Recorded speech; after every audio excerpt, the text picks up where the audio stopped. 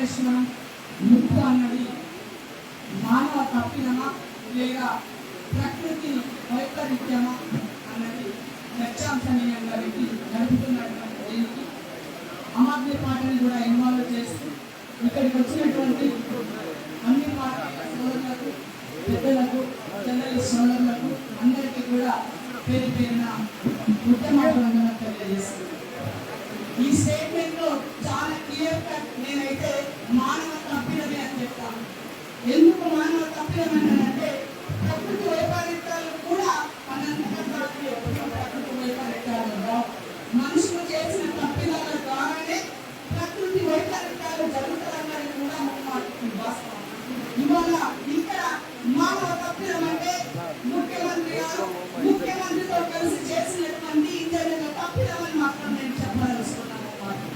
ఎందుకంటే ప్రాణహిత చేవేలైనా కాళేశ్వరం ప్రాజెక్ట్ అయినా ఈ రెండింటిని చేసినాడు ఆనాడు ఉన్న ఇంజనీర్లే ఈనాడు కూడా పనిచేసినారు అన్నది కూడా మనం గమనించాల్సినటువంటి విషయం.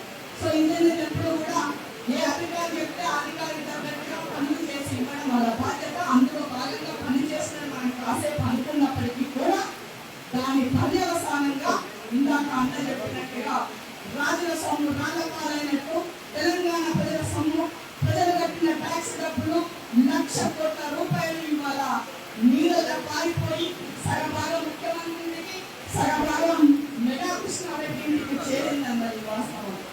ఇవాళ ఈ ప్రాజెక్టు కట్టడానికి కారణం అని చెప్తున్నటువంటి మనం కేంద్ర ప్రభుత్వం అనుమతులు లేకుండానే ఈ ప్రాజెక్టు సాగిందని నేను ప్రైమరీ ప్రశ్న స్పందించదలుచుకున్నాను. ఎందుకంటే ఆనాడు 13 అనుమతులు యూపీఏ గవర్నమెంట్ లో వచ్చిన తర్వాత నెక్స్ట్ రావాల్సినటువంటి అనుమతులన్నీ కూడా ఎన్డీఏ ఆధ్వర్యంలో వచ్చిందన్నది వాస్తవం. మరి ఆ అనుమతులు చేసి అన్ని రకాలుగా అందులో ఆర్భాటాలకు అన్నిటికీ కూడా ఆ రోజు వాళ్ళ పక్కన చేరి ఇవాళ మా తప్పులం లేదు, ఇవాళ దీనికి జాతీయ హోదా రాదు, ఆనాడు వాళ్ళు మమ్మల్ని అడగలేదు, దీనికి ఇన్వెస్ట్మెంట్ అథారిటీ అన్నది మాకు చెప్పలేదు, దానికి లేదు అని వాళ్ళ ఒక ముక్కలో పార్లమెంట్ లో మాట్లాడితే తెలంగాణ ప్రజలు నవ్వుకుంటున్నారు. మినిమం నాలెడ్జ్ ఉన్న ప్రతి ఒక్కరూ కూడా ఇవాళ దీని గురించి మాట్లాడుకుంటున్నారు. ఇవాళ మీ సొమ్మే పోలే, కానీ తెలంగాణ బిడ్డల సొమ్ము పోయింది.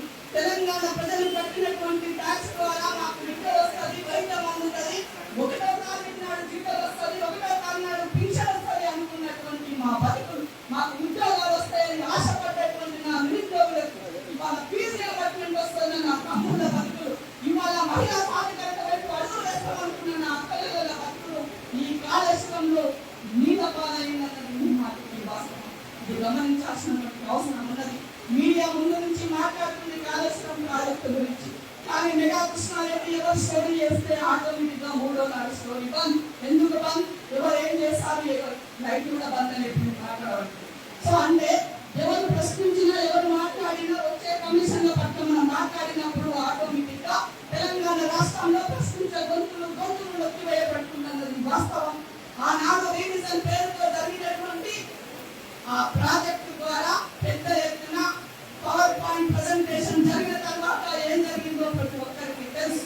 ఈ రాష్ట్రంలో ఉన్న ప్రతి ఒక్కరు కూడా మాట్లాడుతున్నారు ఆ తర్వాత ఏమైంది అన్నదాన్ని.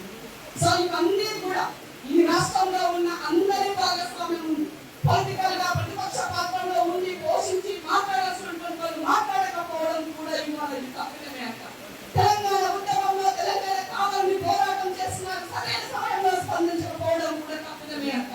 ఇవాళ ఇన్ని రకాలుగా తప్పులు చేసినటువంటి మనం ఇవాళ ప్రాజెక్టు కట్టినాక చేసేదేమున్నది, 1,00,000 కోట్ల రూపాయలు పెట్టినా కదా ఏదో ఒకటి చేద్దామని సర్దుకుందామంటే ఇది చిన్నపిల్లల వ్యవహారం కాదు. బొమ్మలు కట్టుకున్నంత ఈజీగా ప్రాజెక్టు కట్టలేమన్నది కూడా గుర్తించాల్సినటువంటి అంశాన్ని సందర్భంగా గుర్తు చేస్తున్నాం. మొన్న కడల్ ప్రాజెక్టు చూస్తాం, 5 లక్షల ఇంట్లో వచ్చిన 3 లక్షల అవుట్లో బయటకు పోయినా ప్రాజెక్టు పైన గ్రామం పై నుంచి నీళ్లు కింద పోయినా కూడా ప్రాజెక్టు కూలిపోలేదంటే బికాస్ ఆఫ్ క్వాలిటీ అక్కడ ఉన్నదని మనం అర్థం చేసుకోవాలి. ఇవాళ తుప్పబెట్టేటువంటి వారులకి కూడా మల్లన్న సాగర్ కట్టిన లైనింగ్ ఎన్నిసార్లు పడిపోతే ఎన్నిసార్లు మనం మాట్లాడుకోవాలి. ఇవాళ 17 పంపులు పూర్తిగా మునిగి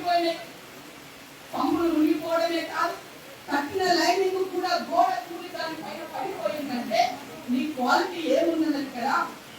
కేంద్ర ప్రభుత్వానికి దీనికి ఆడిటింగ్ చేసే బాధ్యత లేదా? అంటే సొమ్ము నీది రాకపోతే నువ్వు మొత్తం వదిలేసుకొని తిరుగుతావా? అధికారం నీకు ఈ రాష్ట్రంలో లేకపోతే అడిగే బాధ్యత, మాట్లాడే బాధ్యత మీకు లేదా? అసలు రావాల్సిందిగా లీడర్ బీజేపీ తరఫు నాకు బాధ అవుతుంది. ఎందుకంటే అన్న భాగస్వాములు కాదు కాబట్టి. అసలు సిసలుగా ముందు నుంచి ఉండి భారతీయ జనతా పార్టీ ఉండి నడిపించినటువంటి అసంతృప్తుల గురించి మాట్లాడితే బాగుండదన్న. ఎందుకంటే ప్రతి దాంట్లో కేసీఆర్ చేసిన ప్రతి తప్పిదంలో, ప్రతి హక్కులో, ప్రతి మోసంలో, ప్రతి కుట్రలో, ప్రతి త్యాగాలో భారతీయ జనతా పార్టీ భాగస్వాములు తెలంగాణ రాష్ట్రంలో అందరి మాటకి వాస్తవం. ఇవాళ ఏం లేక గుడ్డి కంట మెడనేయమన్నట్టు తెలంగాణ రాష్ట్రంలో రాజకీయ కోణాలు మారుతూ దానికి ఈ మధ్య కాలంలో జరిగినటువంటి రాజకీయ పర్యవసానం ఏముందో మనం అందరం గమనిస్తున్నాం. బాధ అవుతుంది. ఏదేమన్నా కూడా కాళేశ్వరం ప్రాజెక్టు పట్ల ఇంకొక విషయం చెప్పాలి. 1,00,000 కోట్ల ఆనాడు 35,000 కోట్ల రూపాయల కాస్ట్ వాళ్ళ 1,30,000 కోట్లు మూడో టీఎంసీతో కలిపి పెరిగింది. అంటే మరి ప్రాజెక్టు కట్టినప్పుడు జనరల్ గా పెరుగుతుంది కదా, ఇల్లు కడితేనే మన కాస్ట్ పెరిగింది అని మాట్లాడుతున్న వాళ్ళకి కూడా సమాధానం చెప్పాలి.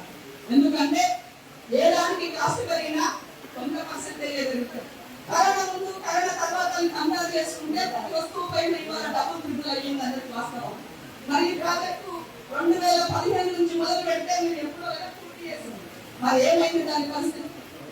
కాబట్టి ఈ రకమైనటువంటి అంశాల పట్ల ప్రజల్ని భాగస్వామ్యం చేయనంత వరకు, ప్రజలు కట్టినటువంటి ట్యాక్స్ కి ప్రజల్ని భాగస్వామ్యం చేయనంత వరకు ఇలాంటి అప్పుల గుప్పగా మారుతుంది.